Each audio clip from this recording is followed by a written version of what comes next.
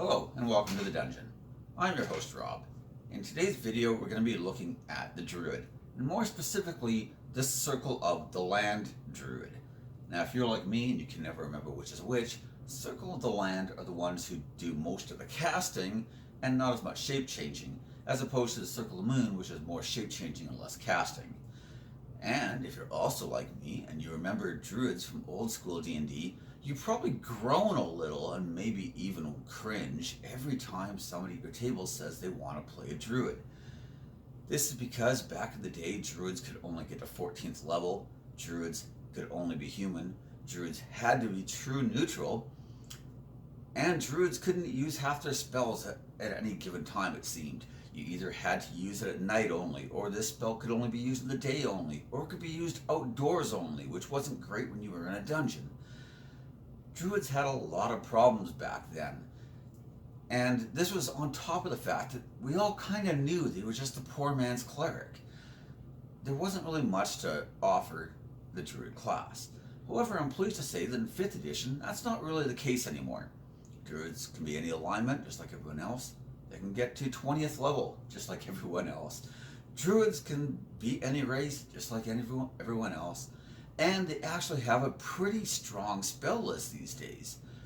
They're full casters, they have a lot going for them, and they even have some shape changing and some other things that a lot of other classes don't necessarily have access to. So Druids are actually pretty good these days. And that's kind of a nice change, especially for someone like me who likes the game to be fairly well balanced. Now, of the Druids though, it turns out that Circle of the Land is one of the least represented, and numerous polls done by Wizard of the Coast and others have shown the Druid class in general is one of the least played classes in the entire game. And this does kind of make a certain amount of sense to me.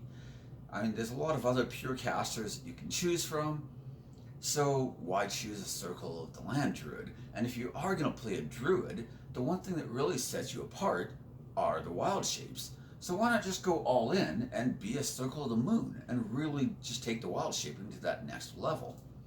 I think that makes a lot of sense. However, I do think that the Circle of the Land Druid has a lot to offer, and it just doesn't get a lot of love. And that's kind of why I wanted to make this video, to sort of take a look at what they have and what makes it such a good class, even if it isn't played by a lot of people. Now obviously we're going to go through a bit of spell selection here. I don't want to go in depth into a bunch of different spells, but I will talk about some of the good ones, because Druids have a very, very good spell list, especially at the lower spell levels. Unfortunately, Xanatars didn't really offer a lot of high level spells to Druids. They only got 1 7th level spell and 0 8th and 0 9th level spells added to their spell selection. So you're mostly still looking at the stuff in the player's handbook. They did get some new circles, which is, nice and appreciated, but they didn't get a lot of other things, which is too bad, because I do think that Druids are a very thematic class, and one that lends itself to some very strong role playing. Druids are one of those, kind of like Paladins and a couple others, where you usually have a very strong image in your mind of what your character is going to be like. And maybe that is just a typical, tree-hugging, plant-loving, animal-friendly Druid who, doesn't want to kill the beasts, even though they're killing your fighter. That's always a possibility. But I don't think that's the only way to play a Druid either. I don't think there's anything wrong with, the Grizzly Adams type who wants to live off the land and, maybe subjugates nature and bends the elements to his will and summons woodland beings to, be his servants and do his bidding, and controls and dominates nature rather than just being like a supplicant who, kind of almost puts it on a pedestal almost and worships it.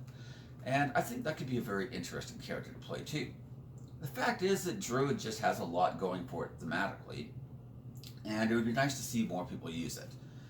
So, if we look at the Circle of the Land specifically, what does it really have? We already know that it doesn't have as much flexibility in the animal shape as, say, the Circle of the Moon, but it still does have the ability to shape change. And I'm not going to spend a lot of time focusing on the shape changing, because I think if that's what you're looking for, you're probably just going to want to play the Circle of the Moon, and that's perfectly fine. But it's not like you can't do it, especially out of combat. If you just want to do some reconnaissance and, turn into a spider and spy on a conversation, or turn into a bird and search for something throughout the city. By the way, Druids are actually excellent in urban settings. I think a lot of people get that wrong. When we had our Dragon Heist campaign, one of the standout MVPs of the entire campaign was the Druid, who was just constantly using different animal shapes. Granted, he was Circle of the Moon, but the point is, most of those he used out of combat. In combat, the animal shapes aren't, necessarily more effective than spell casting. They can be, they could be less. It depends on the circumstances, of course. But just the fact that you can still use a lot of those animal shapes out of combat as surveillance, I mean, even in combat, but mostly out of combat is what you're going to be looking at if you're a Circle of the Land, still gives you that kind of option and flavor. It's just not your go-to move. So what do you have as Circle of the Land? Let's take a look at your specific abilities. At level 2, you're going to get a bonus cantrip. Not the strongest ability in the world, but not bad. More cantrips is better than less cantrips, and so that's not bad. You're also going to get natural recovery, which is basically the same as Wizard's arcane recovery.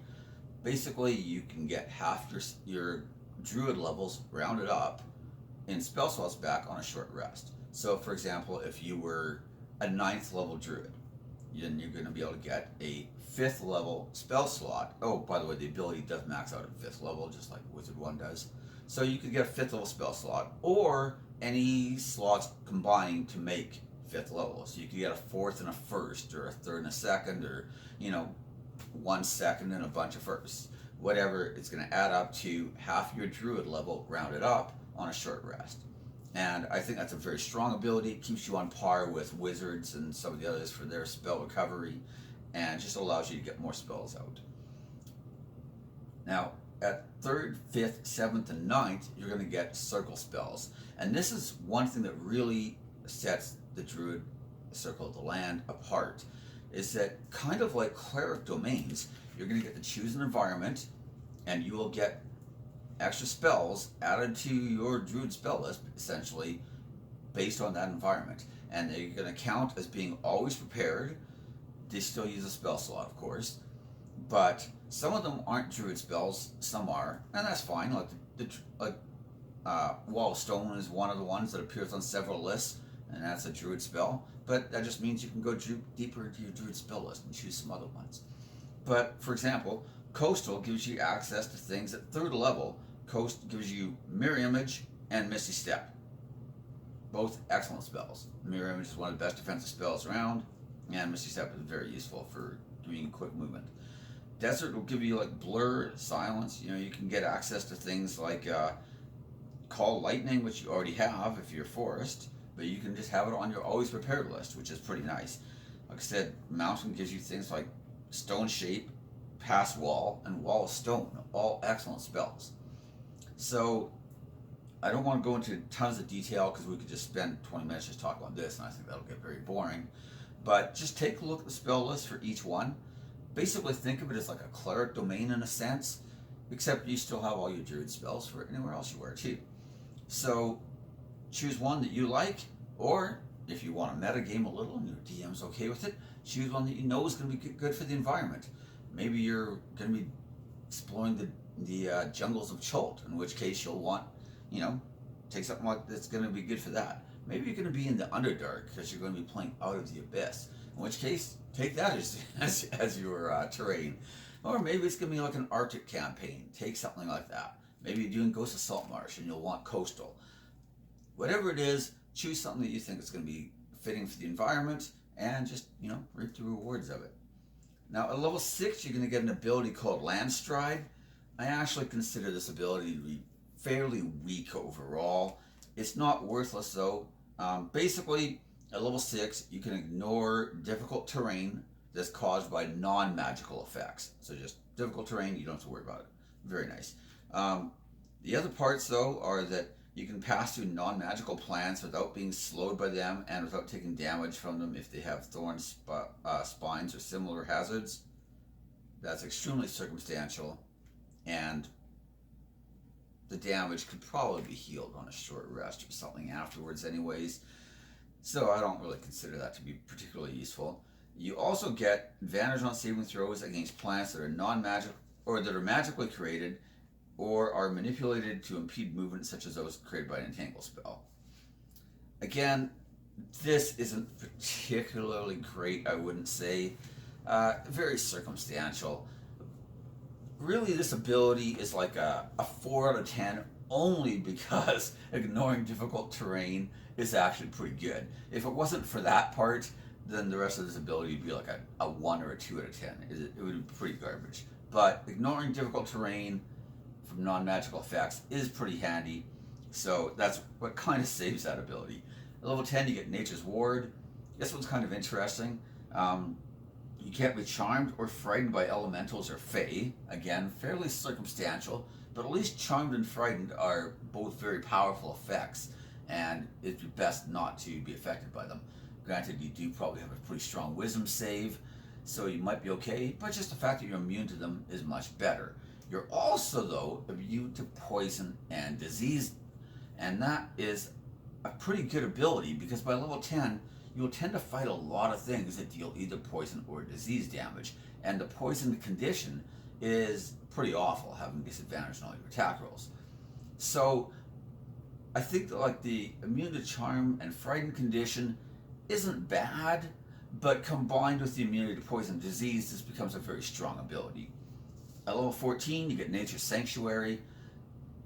Again, this is kind of circumstantial, but basically anytime a beast or a plant creature wants to attack you, it has to pass a wisdom saving throw based on your spell save DC, and if it fails, then it either automatically misses or has to choose a new target. It's aware that it can't really hit you, so it can choose a new target at that point.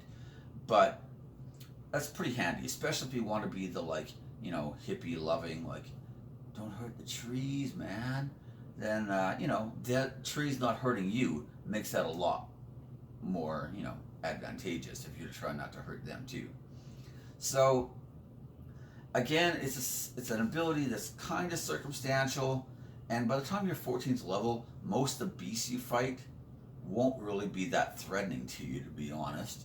But there are some exceptions, or maybe you're just fighting a whole bunch of them and you don't want to AoE them down with fireballs because, you know, they are just beasts and they're just acting on their nature.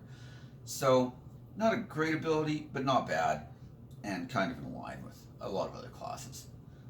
So, I want to take a quick look at the spell list though, and I think that this is where the Druids really shine. And part of it is because their spell list is so well balanced. You have healing spells, buff spells, debuffs, you've got some pretty good damage spells, you've got a lot of summons, you've even got some communication type spells. And so it makes the Druid spell list very, very strong overall. A lot of other spell lists, like Wizards for example, are very strong in like the crowd control and the damage aspect, but they have like no healing spells. On the other hand, you have people like Clerics who are very strong in the healing and buffing and debuffing department, but are very weak on the damage end of things. Druids really have a great mix of both, and have a lot of unique spells that only them and maybe Rangers will have access to. And that kind of puts the Druids in a very good spot, I think. So, if we look at their cantrips, you have access to things like Druidcraft, which is basically just prestidigitation for Druids, but a very flexible cantrip. It's one I like a lot. You've got Guidance, one of the best cantrips in the game. You've got access to things like Shillelagh, which is pretty good. Level 1 spells. Listen to these spells available. This is by no means the entire list either. These are just ones that I thought were standouts. Goodberry, Healing Word, Fairy Fire, Absorb Elements, Bark Skin, Fog Cloud, and I think you even have Cure Wounds as well, actually. So that's a ridiculous lineup of spells available at first level. Second level, you've got things like Heat Metal, Pass Without Trace, one of the best spells around for what it does. Healing Spirit, I see people on the internet all the time talk about how, because it sets up an area, and when you enter the area, you get healed. So they've suggested doing things like conga lines, where you just run in and out of the area and keep getting healed over and over again. Personally, I think that's super cheesy, and I, kind of have problems with it. Maybe just proposing it from a player standpoint. If I was the DM and my players were insistent, I would probably allow them to have it. Maybe, mock them a bit for it. But really, you got nothing to lose, I guess, except for maybe your dignity. But you might not have had that anyways. You've also got Animal Messenger, which I think is an excellent spell, one that's often underrated. But I've been in many scenarios where you had to do one thing one place and then get word to someone else. Maybe you had to get back to the town to tell them about the attack before the attack gets there or whatever. The ability to relay your message to a bird instead and then force that bird to fly to the person you were going to talk to anyways and then deliver that message with your voice is incredibly handy. It's good for, communicating stuff back to party members. If the druid wants to use his ability to go through thick underbrush without having to worry about difficult terrain and scout ahead, then he can do that. If he's in an animal form and wants to be able to quickly send a message back to the party, then he can just, shift back, cast a spell, send some squirrel or whatever to go tell the party what he sees, and then, turn back into a spider or whatever and keep observing. It's a very flexible spell with a lot of uses, and I really like it. Level 3, you've got Call Lightning, of course. Now, of course, Call Lightning does have some drawbacks. You still have to be kind of in an outdoor area or have an extremely high ceiling. Some of the old Druid stuff still made it in, What do you do? But you've also got Conjure Animals, Dispel Magic, available to many classes, but, it's there for you too. Speak with Plants. This is an excellent low-level spell, or relatively low-level spell, for information gathering. A lot of times villains will, take care to eliminate all the witnesses, but they might not think to take care of the trees, because they don't think of those as usually being witnesses. Level 4, you've got Conjure Minor Elementals, not bad. Conjure Woodland Beings, quite good. Polymorph, one of the best 4th level spells there is. And Stone Shape, a spell with amazing versatility. 5th level, you got Conjure Elemental and Wall of Stone. We'll start going through these a little faster. 6th level, Conjure Fate and Heal. 7th level, Plane Shift, Reverse Gravity. 8, you have Tsunami, Control Weather, and Earthquake. I find it interesting that all your good 8th level spells are just mass destruction over a wide area. Level 9, you've got Foresight, Shape Change, and Storm of Vengeance all available. So, I do think that there's a lot that the Druid has to offer for 5th edition players. I think that the ability to have, still some shape changing and scouting type of role for your character, but also being a primary caster with access to, 9th level spells and having a wide range of healing and damage and buffing and debuffing and whatnot is very potent. You also have some decent summons as well. So it just makes for a really strong character. And I do think that, as I mentioned earlier, there's a lot of roleplay potential for the Druid. So that's really what I wanted to talk about for Druids. I really find that they're just an underappreciated class, and the Circle of the Land is, for a class that's already undervalued, it's even more undervalued for as far as Druids go. In any of the campaigns I've been in, we've never actually had anything other than Circle of the Moon Druids. And we've only had 2 Druids in our campaigns out of I don't even know how many campaigns we've had by now. But yeah, only 2 Druids, and they were both Circle of the Moon. So anyways, hopefully I've given you something to think about. There is a lot to offer from the Druid class. I know that historically Druids were really not in a good place, but that's really not the case these days. The game is much better balanced and designed, in my opinion, than it was back in 1st and 2nd edition. The fact that, back in 2nd, you wouldn't even think of going into a dungeon without a cleric. Now, if your party says, hey, we've got a druid and that's going to be our primary healer, you're like, okay, we'll be fine. But, back in 1st or 2nd edition, if your party had 2 druids and 3 paladins, you'd be like, maybe we'll be okay. It was insane. Two clerics wasn't really even overkill in some dungeons. Combat was just way more lethal back then, and the requirement for healing was much stronger. I think it's a lot better now where classes have hit dice that they can spend and to alleviate some of that, because being a straight up heal bot wasn't always fun either. So the fact that you can, healing's still important, it's just not like it used to be to that level. So, the fact that you have a class that can take a wide variety of this kind of stuff and still have some other flexibility and fill some other roles as well is pretty good. And unlike the Bard, who has a lot of that same type of thing going for him, you also have more damage and combat ability in general, I'm going to say, on the Druid side. Vela Bards and Blade Bards, College Blade, obviously have a little more combat stuff going for them than most Bards do as well. But, in general, I think the Druid's in a really good place in this edition. So anyways, that's a fairly quick video, but those are my thoughts on the Druid for the Circle of the Land, at least. Obviously in the future we'll make a video about Circle of the Moon, and we'll go more into the wild shaping and stuff there, because I sort of feel like if you were really, really into wild shaping, you would just go Circle of the Moon. So there's, we'll make a dedicated video just talking about them at some point, and mostly talking about the wild shaping, of course. And as I mentioned earlier, the Circle of the Land can still wild shape, and the Circle of the Moon can still cast spells, so it's not like you're giving up one to take the other. It's just which are you emphasizing more, and which do you want to be spending the majority of the game trying to, do.